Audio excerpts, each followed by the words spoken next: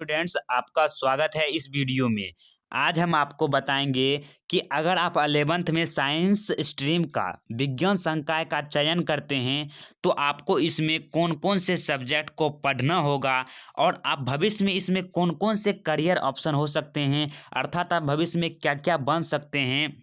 उसके पश्चात अगर आप पीसीबी से अगर आप डॉक्टरी की तैयारी करना चाहते हैं, आप डॉक्टर बनना चाहते हैं, तो आपको कौन से कम्पिटिटिव एग्जाम को क्लियर करना पड़ेगा। इसके बाद अगर आप चाहते हैं कि हम इंजीनियर बनेंगे तो आपको पीसीएम ग्रुप लेकर कौन से कम्पिटिटिव एग्जाम को क्लियर करना पड़ेगा। सभी बातों को इस वीडियो में आपको सरल भाषा में अच्छे तरीके से समझाने वाले हैं। तो चलिए वीडियो में आपको एक एक बात को अच्छे तरीके से समझाने का प्रयास करते हैं। तो चलिए पहले हम आपको बता देते हैं। देखिए, आप 11th में जो है ना, सभी विषयों को मुख्य रूप से 3 भागों में बाँटा गया है। उसमें से वो तीनों भाग जो है यहाँ पर दिया गया है। देखिए, पहले में आता है साइंस स्ट्रीम अर्थात विज्ञान संकाय, दूसरे में आता है कॉमर्स स्ट्रीम अर्थात वाणिज्य संकाय और तीसरे में आता है आर्ट्स स्ट्रीम जिसमें आपको कला संकाय। देखिए, इस वीडियो में हम आपको सिर्फ़ विज्ञान संकाय के बारे में बताने वाले हैं और अगली 2 वीडियो में हम आपको आर्ट्स स्ट्रीम और जाके कॉमर्स स्ट्रीम के बारे में अच्छे तरीके से बताएंगे। पहले आपको विज्ञान संकाय में अगर आप इंटरेस्ट हैं, अगर आपको विज्ञान पढ़ने में अच्छा लगता है, आप चाहते हैं कि हम विज्ञान लें, तो आपको इसे अच्छे तरीके से समझना होगा। तो चलिए हम आपको बता देते हैं। देखिए, जो साइंस स्ट्रीम होता है विज्ञान संकाय, इसमें आपको 3 सब्जेक्ट आप ले सकते हैं 3 तरह से। देखिए, एक ग्रुप होता है, 3 ग्रुप में इसे बाँटा गया, एक पीसीएम, एक पीसीबी और एक पीसीबीएम। देखिए, पीसीबी क्या होता है, इसमें आपको फिजिक्स, केमिस्ट्री, मैथ पढ़ना होता है।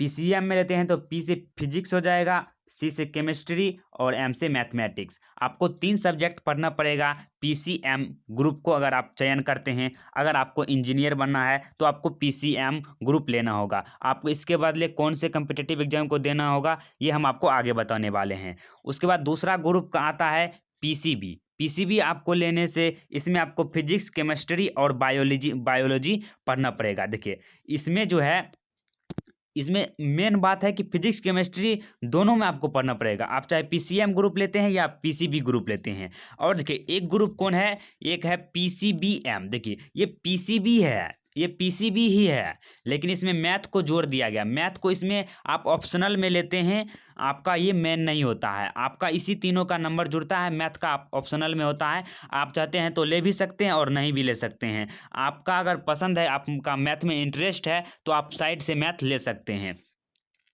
और जाके इसमें आपको हिंदी इंग्लिश कंपलसरी है। आप चाहे पीसीबी ले या पीसीएम ले, आपको हिंदी और इंग्लिश तो दोनों तीनों में आपको पढ़ना ही पड़ेगा। हिंदी इंग्लिश कंपलसरी है। तो चलिए हम आपको बता देते हैं कि इसके बाद आपको कौन से कम्पिटिटिव एग्जाम देना होगा। अगर आप पीसीबी सब्जेक्ट का चयन करते हैं तो आपको इसमें नीट एग्जाम को क्लियर करना होगा। नीट एग्जाम क्या होता है, तो यह national eligibility cum interest test होता है। इसमें आपको नीट एग्जाम को क्वालिफाई करना होता है। नीट एग्जाम को क्वालिफाई करने के पश्चात जो है, आपको एमबीबीएस कॉलेज में आपका एडमिशन होगा। और एमबीबीएस का फुल फॉर्म होता है bachelor of medicine and bachelor of surgery.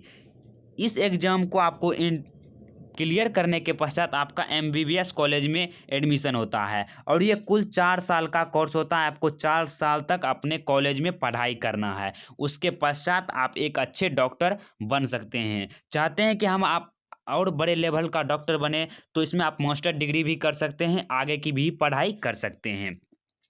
तो ये हो गया। अगर आप बायोलॉजी लेते हैं तो आप डॉक्टर में आपको नीट एग्जाम को क्वालिफाई करना होगा। नीट एग्जाम को क्वालिफाई करने के पश्चात आपको एमबीबीएस कॉलेज में एडमिशन होगा और उसमें 4 साल का कोर्स होता है। उसे पूरा करने के पश्चात आप एक अच्छे डॉक्टर बन सकते हैं। यह एग्ज़ाम कोई कठिन नहीं होता है, आपको बहुत जगह बताया जाएगा। यह बहुत ही टफ एग्जाम होता है। देखिए, टफ तो हम नहीं कहेंगे, क्योंकि अगर टफ होता तो कोई भी व्यक्ति इसे नहीं कर पाता। अगर आप मेहनत करते हैं, अगर आप अच्छे से तरीके से पढ़ाई करते हैं, तो आप इस एग्ज़ाम को अच्छे तरीके से क्लियर भी कर लीजिएगा।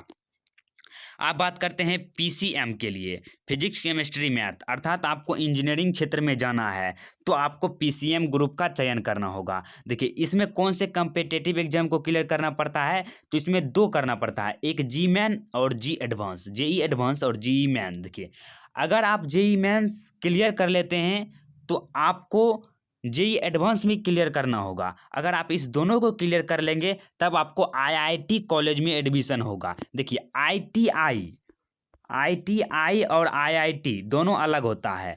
आईआईटी होता है, हम आपको बता रहे हैं आगे। देखिए इसमें अगर आप जी मेंस का एग्जाम अगर क्लियर कर लेते हैं तो आपको एनआईटी कॉलेज में एडमिशन मिल जाएगा, ट्रिपल आईआईटी कॉलेज में एडमिशन मिल जाएगा, लेकिन ये भी बड़े ही लेवल का होता है। अगर आप दोनों क्लियर कर लेते हैं तो आपको आईआईटी कॉलेज मिलता है। देखिए आईआईटी का, देखिए पहले जेई मेन का फुल फॉर्म क्या होता है, ज्वाइंट एंट्रेंस एग्जामिनेशन, इसका होता है फुल फॉर्म जेई का, और इसे क्लियर करने के पश्चात आपको जेई एडवांस देना पड़ता है। अगर आप दोनों दे देते हैं तब आपको मिलता है आईआईटी कॉलेज। अगर आप सिर्फ जेई मेन क्लियर करते हैं और ये क्लियर नहीं कर पाते हैं तो आपको एनआईटी कॉलेज मिलेगा। देखिए आईआईटी का फुल फॉर्म होता है इंडियन इंस्टीट्यूट ऑफ टेक्नोलॉजी, जो भारतीय प्रौद्योगिकी और टेक्नोलॉजी जो होते हैं संस्थान, उसमें आपका एडमिशन होता है। इसमें भी 4 साल का कोर्स होता है, आपको कॉलेज में 4 साल पढ़ाई करना होता है। उसके पश्चात आपके कॉलेज में ही बहुत सारे कंपनी वाले आते हैं और आपका इंटरव्यू लेते हैं। अगर आप उसमें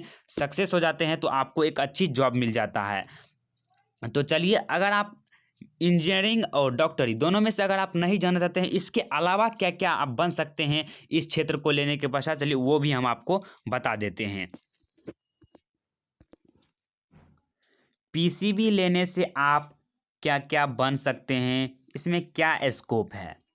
देखिए अगर आप पीसीबी फिजिक्स केमिस्ट्री बायोलॉजी से पढ़ाई करते हैं तो आप बायोलॉजी डॉक्टर बन सकते हैं, और हेल्थ सर्विसेज में आपके लिए करियर के दरवाजे खोलती है।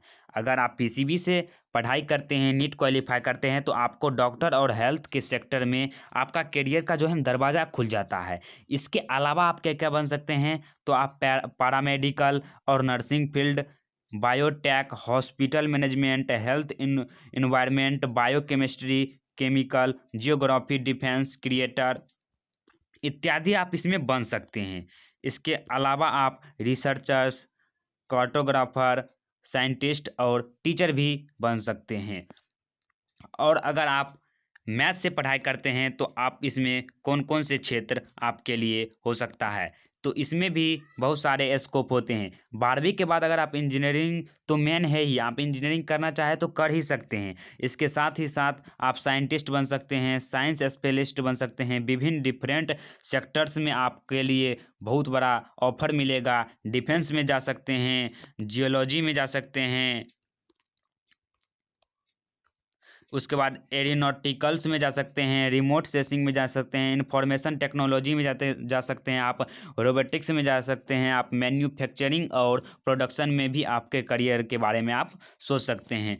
तो इतने हो सकता है, अगर आप साइंस लेते हैं तो इतने सारे करियर हैं। अगर आप पढ़ाई में थोड़ा सा भी अच्छे हैं, आप चाहते हैं कि आपको वैज्ञानिक क्षेत्र में बहुत सारा रुचि है, तो आप इस साइंस सब्जेक्ट का चयन कर सकते हैं, अन्यथा आप कॉमर्स और आर्ट्स ले सकते हैं। देखिए बहुत सारे विद्यार्थी का मन में होता है कि हम अगर आर्ट्स लेंगे, जिसका नंबर कम आया होता है वो आर्ट्स लेते हैं, लेकिन ऐसा बिल्कुल भी नहीं है। आर्ट्स में भी आप अच्छे अच्छे पोजीशन पर जा सकते हैं, वो हम अगली वीडियो में हम आपको बताने वाले हैं। आप चाहते हैं कि इसी तरह का वीडियो आपको और भी मिलता रहे तो इस चैनल को सब्सक्राइब कर ले। मिलते हैं अगली वीडियो में, तब तक के लिए जय हिंद, जय भारत।